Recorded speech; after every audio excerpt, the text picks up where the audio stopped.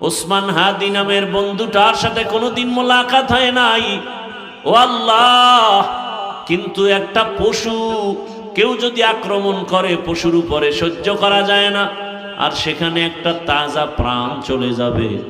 আয় আল্লাহ, এটা অন্তরকে মানানো যায় না। আয় আল্লাহ তাআলা, আপনার কুদরতের ফয়সালা। আয় আল্লাহ, আজকে শুনলাম তিনি দুনিয়াতে জিন্দা নাই। আয় আল্লাহ, তাকে শাহাদাতের মর্যাদা দান করেন। এরকম আমার কলিজার যত যুবক, তাদের নিরাপত্তার জন্য আপনি কুদরতের দরজা খুলে দেন রে আল্লাহ। আমার যুবকদেরকে দিনের খাদেম বানায় দেন। আয় আল্লাহ, প্রত্যেকটা যুবকের দেশের জন্য আপনি ঢাল বানায় দেন। আয় আল্লাহ, কত যুবকের কথা শুনলে কলিজাটা ঠান্ডা হয়ে যায়।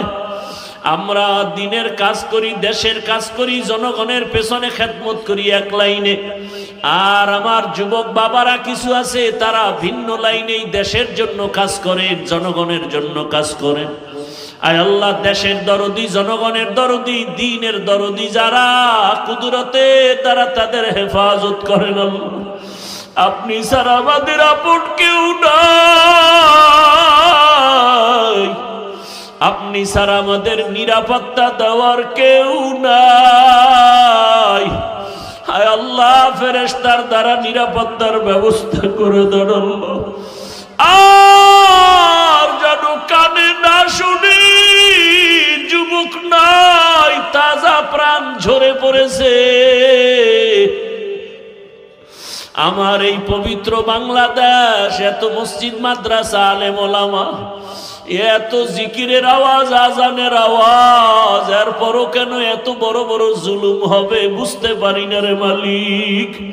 ও আল্লাহ, গুনার কারণে বেজার হইেন না, হেদায়াতের নূর দিয়া সিনাটা ভরপুর করে দেন, 5 ওয়াক্ত নামাজি বানায়া দেন। আমার কলিজার যুবকদের দেশ ও দিনের খাদেম বানায়া দেন। আয় আল্লাহ, দেশের জন্য, দিনের জন্য, জনগণের জন্য আমাদেরকে নিরলস আমানতের সাথে কাজ করার তৌফিক দান করেন। আয় আল্লাহ, সামনে নির্বাচনের এক মহড়া, যার দ্বারা দেশের উপকার হবে, জনগণের উপকার হবে, ইসলামের উপকার হবে, তাকেই বিজয় দান করেন আল্লাহ। আয় আল্লাহ, আমরা কারো পক্ষ বিপক্ষ বুঝি না, আপনার মর্জি মতো থাকতে চাই। আয় আল্লাহ, ইসলামের লাইনে চলতে চাই। যারা বুঝে না তাদেরকে বুঝ দান করে।